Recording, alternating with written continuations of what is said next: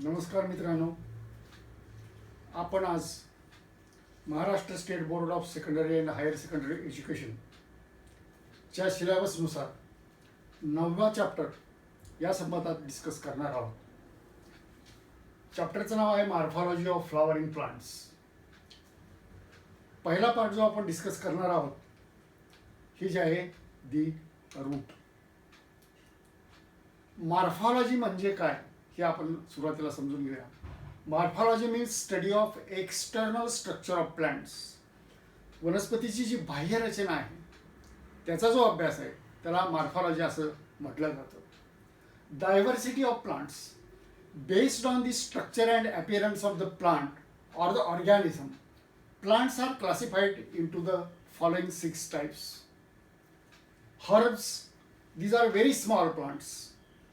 Shrubs, these are medium sized plants. Trees are the large size with strong woody stem. Vines, these are having weak stem and woody stem. They climb up with the help of a support. Creepers, these are having a weak stem. They creeps on the land. ते जमिनीवरती सरपटतात. These are called creepers. Climbers, these are also having a weak stem and which takes support. दुसऱ्या झाडांचा आधार येऊन ते वरती climb होतात किंवा वरती चढतात. अशा प्रकारे स्ट्रक्चर अँड अपीअरन्स वरती 6 प्रकारचे प्लांट्सचं जे विभाजन केलेलं आहे ते 6 प्रकारामध्ये केलेलं आहे. Shrubs, herbs, small, shrubs, medium size, trees, large size, huge, vines, creepers, and climbers. Angiosperms. Angiosperms, these are the flowering plants, seed-bearing plants. Our earth has vast diversity, and in this diversity, angiosperms are the dominant plants.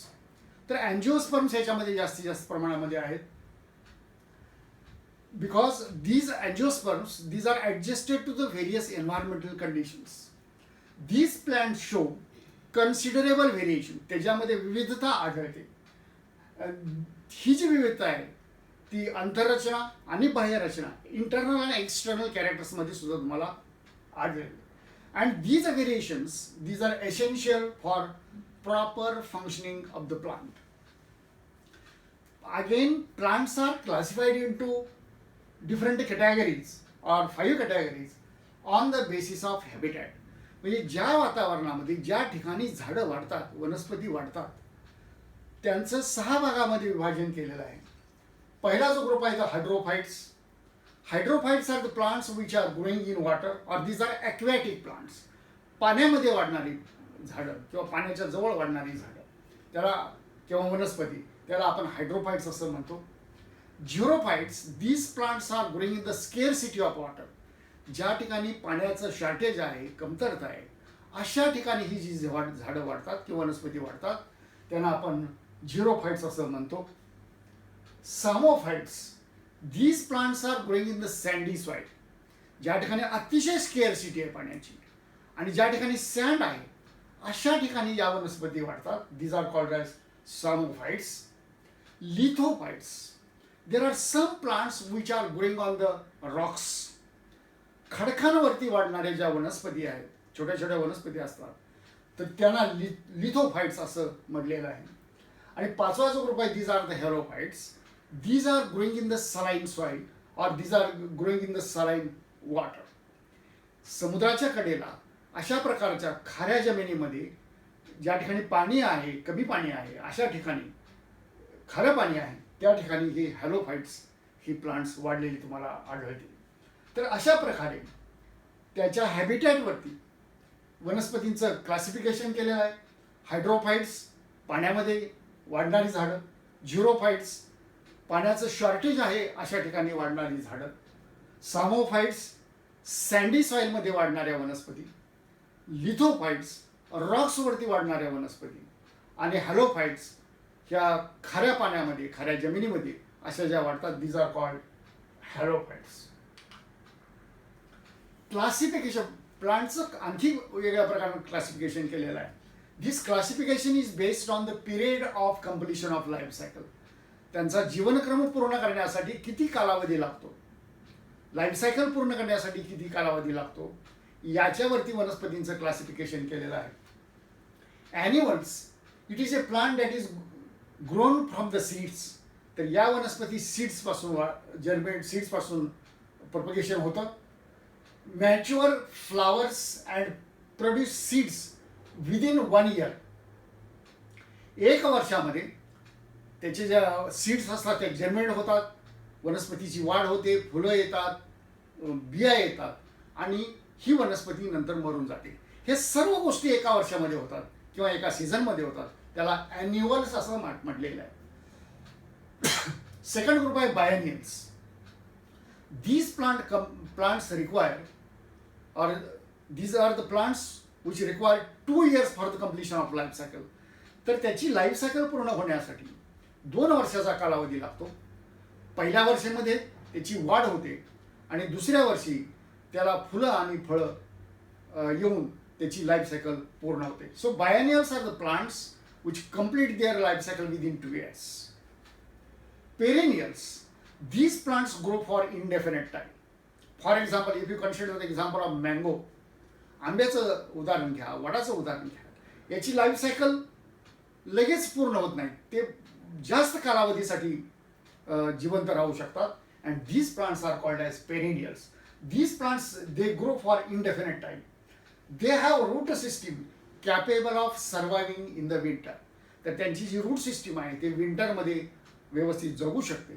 So अशा प्रकारे वनस्पतींचं 3 ग्रुपमध्ये classification केलेलं आहे on the basis of their life cycle और period of life cycle.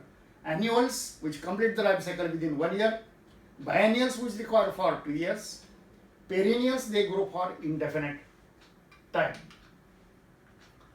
आता morphology परत एकदा येऊया आपण. Morphology it is the study of external structure of the plant. वनस्पतींची जी बाह्य रचना आहे, वनस्पतीच्या बाह्य रचनेचा जो अभ्यास आहे त्याला मॉर्फॉलॉजी असं म्हटलेलं आहे. मॉर्फॉलॉजिकली प्लांट शो व्हेजिटेटिव्ह स्ट्रक्चर्स. आता प्लांटची जर मॉर्फॉलॉजी पाहायची झाली तर 2 प्रकारचे स्ट्रक्चर्स असतात, vegetative structures and reproductive structures. Vegetative कोणते व्हेजिटेटिव्ह स्ट्रक्चर्स आहेत? Root, stem and leaves, these are the vegetative structures. Flowers, fruits and seeds, these are the reproductive structures. असे 2 प्रकारचे स्ट्रक्चर्स वनस्पतींच्या मॉर्फॉलॉजीमध्ये तुम्हाला आढळतील.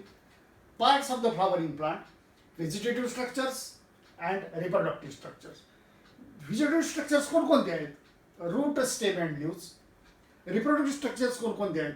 Flowers, fruit and seed. आता ही जर तुम्ही ही जर फिगर पाहिली तर ह्याच्यामध्ये तुम्हाला ही रूट सिस्टीम दिसेल. This is a vegetative structure. ह्याला 2 पार्ट्स असतात, root system and shoot system. ही इथून खाली दिसते ती रूट सिस्टीम आहे, वरचे जे सर्व दिसते ते शूट सिस्टीम आहे. तर शूट सिस्टीममध्ये लीफ, स्टेम, फ्रूट, फ्लावर या सर्व गोष्टी येतात. अशा पद्धतीनं वनस्पतींचे जे पार्ट्स आहेत त्याचे भाग आहेत हे 2 विभागामध्ये विभागले गेलेले आहेत, व्हेजिटेटिव्ह अँड रिप्रोडक्टिव्ह. व्हेजिटेटिव्हमध्ये रूट, स्टेम अँड लीव्स आणि रिप्रोडक्टिव्हमध्ये फ्लावर्स, फ्रूट अँड सीड. या ठिकाणी दिसते ती खालची जी आहे ती रूट सिस्टीम, वरची जमिनीच्या वरती आहे ती shoot system. Typical root structure. तर मुळांची जी रचना आहे, आपण आता मुळांच्या संदर्भामध्ये आज डिस्कस करणार आहोत. मुळांची जी रचना आहे तर ती कशा पद्धतीची रचना आहे? तर या आपण जर समजा एखाद्या वनस्पतीचं मूळ पाहिलं तर आपल्याला एकच दिसतं, पण त्याला वेगवेगळे भाग आहेत. तर ते कोणकोणते पार्ट्स आहेत, कोणकोणते भाग आहेत? तर पहिला जो रिजन्स ऑफ रूट, आपण याला म्हणतो रिजन्स ऑफ रूट, याच्यामध्ये जो पहिला भाग आहे तो रूट कॅप. तर ही जर तुम्ही पाहिलं, हे आहे ते मूळ आहे, रूट आहे.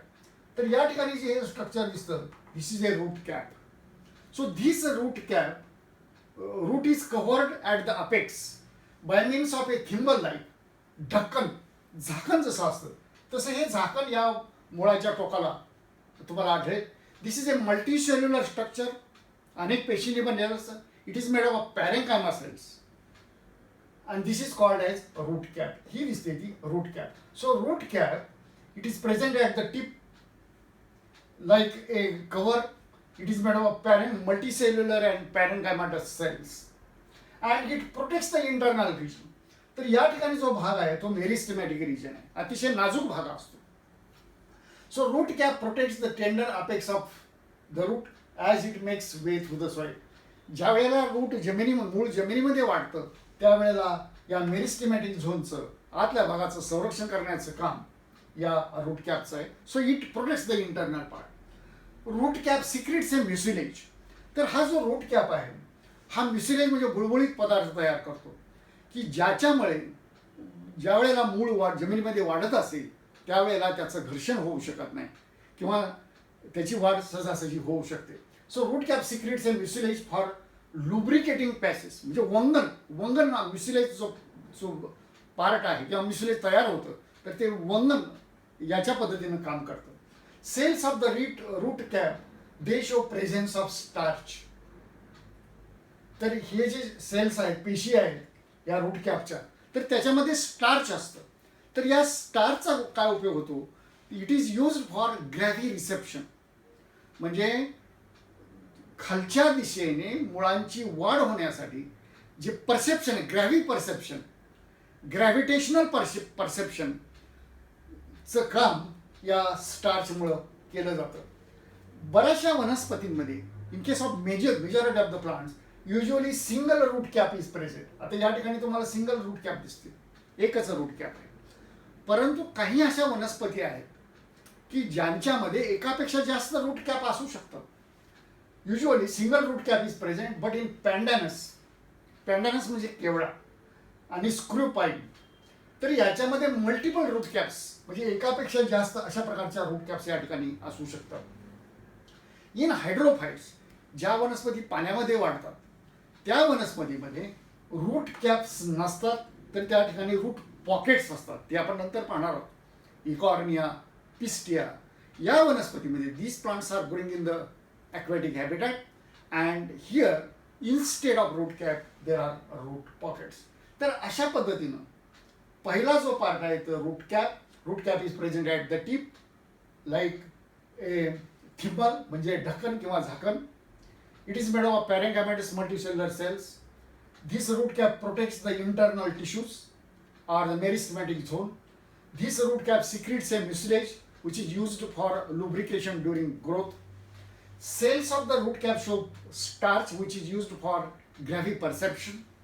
Usually single root cap is present in majority of the plants, but in some plants like pandanus and screw pine, multiple caps are present. In hydrophytes, instead of root cap, there are root pockets.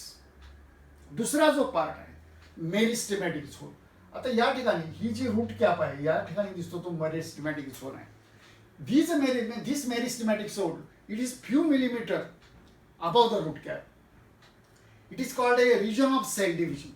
आता या ठिकाणचे जे cells आहेत त्या सारख्या त्याचं विभाजन होत असतं, डिव्हिजन होत असतं. These cells always divide and redivide. This region consists of compactly arranged small thin walled cells with a dense protoplasm. आता या ज्या पेशी बनलेल्या असतात या मेरिस्टेमॅटिक झोन आहे. In this meristematic zone, you will see that you consider this is a cell, this is a nucleus, and this protoplasm is dense. These cells always divide and redivide, and new cells are added. So this is a region of cell division. Meristematic zone, it is a region of cell division. Here you can see these cells divide repeatedly, and longitudinal growth of the root. Longitudinal growth म्हणजे त्याची लांबी वाढते. तर कशामुळे वाढते? Because of this region. या ठिकाणी सारखं पेशी विभाजन, नियमित पेशी विभाजन होतं, त्यामुळं अनेक पेशी या त्या ठिकाणी ॲड केल्या जातात. मेरिस्टेमॅटिक region few millimeter above the root cap, the region of meristematic activity is present. This is called as a region of cell division. Cells are always divide and redivide. This region consists of compactly arranged, thin-walled cells with dense protoplasm. This protoplasm is dense. Protoplasm means cytoplasm plus nucleus.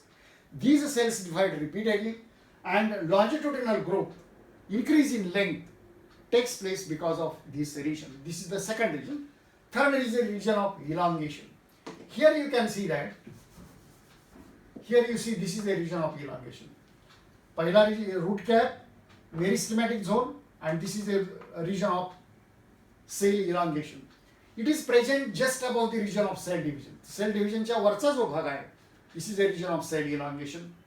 Newly formed cells, या ठिकाणी ज्या नवीन पेशी तयार होतात त्यांची लांबी वाढते. ते elongate. Here you can see that it is present just about the region of cell division. Cell डिव्हिजनच्या वरती हा भाग असतो. Newly formed cells show rapid elongation, तर त्यांची लांबी वाढते. This is the responsible for increasing the length of the root. This region is called region of elongation. The cells help in absorption of mineral salts. The mineral salts जे आहेत तर mineral salts या region मध्ये absorb केले जातात किंवा शोषून घेतले जातात. This is a region of elongation. Next region of root hairs. तर या ठिकाणी root hairs दिसतात तुम्हाला. Here तर हा जो भाग आहे this is a region of root hairs. या ठिकाणी रूट हेअर्स असतात. Here you can see that epiblema produces. Epiblema means epidermis of the root. It produces tubular elongated unicellular structure. हे जे रूट हेअर्स असतात these are made of single cell. These are elongated. These are tube-like. These are tubular. Root hairs are in close contact with the soil particles. तर या ठिकाणी soil particles असतात. तर या soil पार्टिकलच्या कॉन्टॅक्ट्समध्ये हे रूट हेअर्स असतात. These root hairs are present in the contact of soil particles. Root hairs increase the surface area for water absorption. तर वॉटर ॲब्सॉर्प्शन या ठिकाणी होतं. Water is absorb in this region, in the region of root hairs. Root hairs absorb water and these root hairs are short lived and these are replaced after 10 to 15 days. So this is the region of root hairs, region of absorption. This is also called as piliferous zone. This zone is also called as piliferous zone. Fourth region is a region of root hairs, region of absorption or piliferous zone. In this region, epiblema or epidermis of the root produces tubular hair-like unicellular structures. These are called as root hairs. These root hairs are in contact with the soil particles. They increase the surface area for water absorption, and these root hairs are short-lived and replaced after 10 to 15 days. This is the main region of water absorption. Next region is the region of maturation or differentiation. This is the region of maturation. In this region, major part of the root it is developed by this region, and cells of this region these are impermeable. These are impermeable to water because they are having thick cell walls. These cells in this region they differentiate into different tissues. वेगवेगळ्या प्रकारचे ज्या tissues असतात पॅरेंकामा, कोलिनकामा, स्क्लेरेंकामा, झायलेम, phloem etcetera, अशा प्रकारचं जे differentiation आहे तर या region of maturation cells mature in this region. या रिजनमध्ये त्या मॅच्युअर होतात, परिपक्व होतात आणि त्याचं वेगवेगळ्या प्रकारच्या पेशींमध्ये, वेगवेगळ्या प्रकारच्या टिश्यूजमध्ये त्याचं डिफरन्शिएशन केलं जातं. This region helps for the fixation of plant in the soil and conduction of absorbed water, absorbed substances. म्हणजे या ठिकाणी वॉटर आहे, या ठिकाणचे मिनरल्स हे जे ॲब्सॉर्ब केलेले असतात त्याचं कंडक्शन करण्याचं काम या रिजन ऑफ मॅच्युरेशन आहे. तो पाचवा जो रिजन आहे region of maturation or differentiation. This is the major part of the root. The cells of this region are impermeable to water. पाण्याला इम्परमेबल आहेत because this cells are having thick cell walls.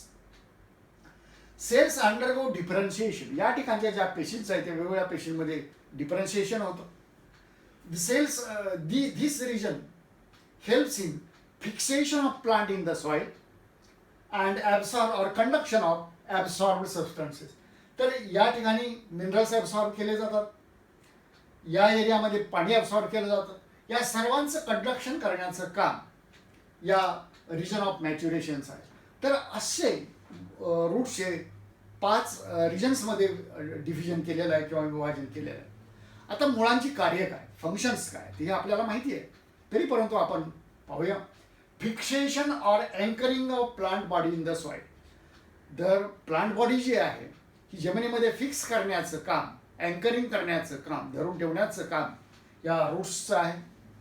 Absorption of water and minerals. आपण आत्ताच पाहिलं की region of इलांगेशनमध्ये mineral absorption होतं, region of root हेअर्समध्ये water absorption होतं. So water and minerals are absorb by the roots. Conduction of absorb materials. हे जे मटेरियल ॲब्सॉर्ब केलेलं आहे ते वरती वाहून नेण्याचं काम या मुळामधून केलं जातं. स्टोरेज ऑफ फूड मटेरियल, ते आपण नंतर पाहणार आहोत. काही मुळं असतात की ती फूड मटेरियल स्टोअर करतात, अन्न साठवून ठेवतात. Synthesis of PGRS. PGRS means plant growth regulating substances, म्हणजे त्याला प्लांट हार्मोन्स असं आपण म्हणतो. तर काही प्रकारची जी हार्मोन्स आहेत तर ही रूट्समध्ये तयार होतात. तर अशी वेगवेगळ्या प्रकारची कार्य मुळांची आहेत, फंक्शन्स आहेत. फर्स्ट इज फिक्सेशन, जमिनीमध्ये प्लांटला धरून ठेवणं. Absorption of water and minerals. Minerals वेगवेगळ्या प्रकारचे मॅग्नेशियम, कॅल्शियम, आयर्न एटसेट्रा हे ॲब्सॉर्ब करणं, वॉटर ॲब्सॉर्ब करणं. Conduction of absorb material which is absorb it is conducted through this. Storage of food material store करणं. आणि सिंथसिस ऑफ PGRS म्हणजे वेगवेगळ्या प्रकारचे जे हार्मोन्स हे तयार करण्याचं काम या मुळांचं आहे. Types of roots. On the basis of origin there are two major types of roots. There are two major types of root systems. On the basis of origin, roots are classified into the following types. Tap roots or true roots. This is also called as tap root system.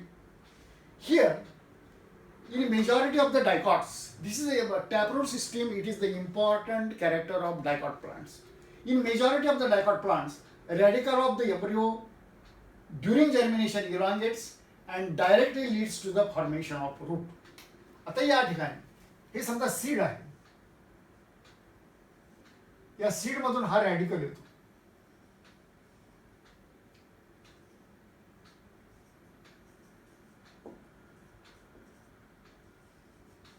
This is a plumule. When seed germinates, it produces two parts. This is a radicle and this is a plumule. This radicle produces a root system and this produces a shoot system. म्हणजे याच्यापासून खोड आणि जमिनीचा वरचा भाग तयार होतो आणि या रॅडिकल पासून मूळ तयार होतो किंवा रूट तयार होतो. So this radical grows directly and there is formation of a root. This is called as tap root. During germination radical comes out. This radical goes directly into the root. This is called as a taproot.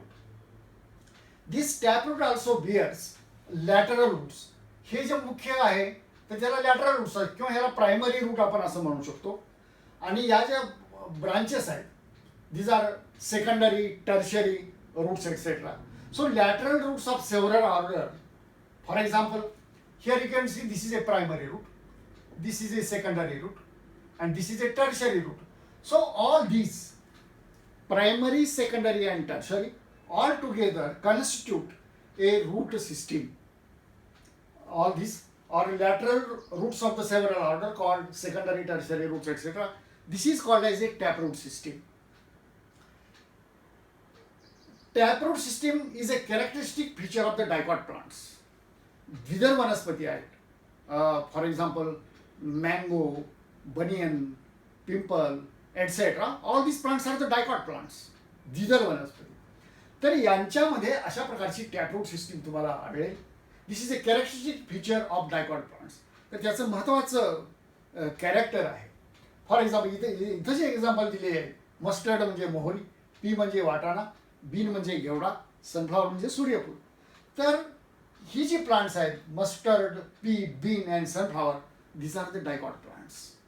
You see here, on the basis of origin, roots are classified into two categories or two root types. Taproot system or taproot or the true root and adventitious root. This is another category that we shall see later. First see taproots or the true roots. In majority of the dicots, you can see that is the radical grows directly into the root system, directly into the primary root. This is called a taproot system. Primary root produces secondary and tertiary roots. All these together called as a taproot system. Taproot system, it is a characteristic feature of dicot plants. For example, mustard, pea, bean, sunflower, etc. Another type of a root system, this is called as adventitious root system. Here you can see that in this case, when the seed germinates, the radical grows, but this radical dies. And because of this, roots are produced from the parts other than the radical. काही वेळेला काय होतं की काही प्लांट्समध्ये for example मेज आहे, ज्वार आहे, बाजरा आहे. In these plants, radical dies and roots are produced from the parts other than the radical. Radical सोडून इतर भागांपासून जी मुळं तयार होतात त्याला ॲडव्हॅन्टिशियस रूट सिस्टीम असं म्हटलेलं आहे. These roots arise from the parts of the plant other than the radical. Such roots may develop from the base of the stem nodes. If you take the example of maize, तर हे मक्याचं समजा झाड आहे, तर या ठिकाणी अशा प्रकारची मुळं तयार होतात. हा खोडाचा भाग आहे. This is a stem, means this is produce part other than the radical. The roots may develop from the base of the stem. हा स्टेमचा बेस आहे. तर या ठिकाणी अशा प्रकारची मुळं तयार होतात. फायबर सारखी मुळं धाग्यासारखी तयार होतात, म्हणून याला फायबरस रूट सिस्टम असं सुद्धा म्हटलेलं आहे. In such roots may develop from the base of the nodes. In dicots radical is in monocots radical is short lived. आत्ताच सांगितलं तुम्हाला की रॅडिकल हा कमी कालावधीसाठी असतो, तो मरून जातो आणि त्याच्यामुळं जी मुळं तयार होतात तर रॅडिकल सोडून इतर भागांपासून, इतर पार्ट्सपासून तयार होतात. For example base of the stem etcetera. This is a fibrous, this are fiber like, धाग्यासारखे असतात, म्हणून त्याला फायबरस रूट सिस्टीम असं म्हटलेलं आहे किंवा ॲडव्हॅन्टिशियस रूट सिस्टीम असं म्हटलेलं आहे. Growth of the root is superficial. तर ही जी मुळं आहेत ही खोल जात नाही. तर तुम्हाला माहिती असेल की ज्वारी आहे, बाजरी आहे, मका आहे, या वनस्पतीमध्ये ॲडव्हॅन्टिशियस रूट सिस्टीम आहे. तर त्याची मुळं जमिनीच्या लगत असतात, एकदम खोल जात नाहीत. किंवा दुसरं आपण जर उदाहरण घेतलं तर बनियन किंवा वडाचं झाड, वडाचं जे मूळ आहे ते एकदम खोल जातं, आंब्याचं खोल जातं, कारण ती टॅप रूट सिस्टीम आहे. परंतु ही जी फायबरस रूटची ॲडव्हॅन्टिशियस रूट सिस्टीम आहे तर ही जमिनीच्या सरफेसच्या जवळ ही मुळं वाढत असतात. So these are growing superficial. It is a characteristic feature of monocots. एकदर वनस्पतीमध्ये ज्वारी, बाजरी, मका, गहू या वनस्पतींमध्ये अशा प्रकारची ॲडव्हॅन्टिशियस रूट सिस्टीम तुम्हाला आढळेल. दिलेले एक उदाहरण maize, wheat, sugar cane. In banyan, वडाच्या झाडामध्ये the roots also roots arise from horizontal branches. तर या ज्या आडव्या ब्रांचेस असतात, तुम्ही पाहिलं असे वडाचं झाड, ज्या ज्या मोठ्या ब्रांचेस असतात त्याच्यापासून अशी मुळं जमिनीमध्ये जातात, वडाच्या पारंब्या आपण ज्याला म्हणतो. तर अशा प्रकारची जी मुळं आहेत, these grow deep into the soil. They produce a secondary growth. They become thick. Here, they grow vertically downward. जमिनीमध्ये जातात and penetrate the soil. जमिनीमध्ये घुसतात. They are called prop roots. तर अशा प्रकारची prop roots तुम्हाला वडांमध्ये, वडाच्या झाडामध्ये आढळतील. तर ही ॲडव्हॅन्टिशियस रूट सिस्टीम जी आहे, this is a characteristic feature of monocots. परत एकदा पहा, this root system arises from the parts other than the radical. Such a type of root system develops from the base of the stem. Radical is short-lived. This is called as a fibrous or adventitious root system. ही जी मुळं असतात ही धाग्यासारखी असतात, म्हणून त्याला fibrous route system असं म्हटलेलं आहे. It is a characteristic feature of monocots. तर मोनोकॉट्समध्ये एकदर वनस्पतीचं हे मुख्य लक्षण आहे किंवा कॅरेक्टरिस्टिक फीचर आहे. एक्झाम्पल्स आहेत मेज, wheat, sugar cane. In case of banyan tree, tree, we consider these arise from horizontal branches. तर हॉरिझॉन्टल ब्रांचेस पासून ही जी मुळं आहेत ती सरळ खाली जमिनीमध्ये वाढतात, जमिनीमध्ये घुसतात, त्यांची जाडी पण वाढते कारण त्याच्यामध्ये सेकंडरी ग्रोथ तुम्हाला आढळेल. These are called prop roots. Here we have seen the two types of root systems, taproot system and adventitious root system. In the next lecture we are going to proceed towards the modifications of roots. Thank you. आपणास हा video जर आवडला असेल तर like करा, share करा आणि subscribe करा. धन्यवाद.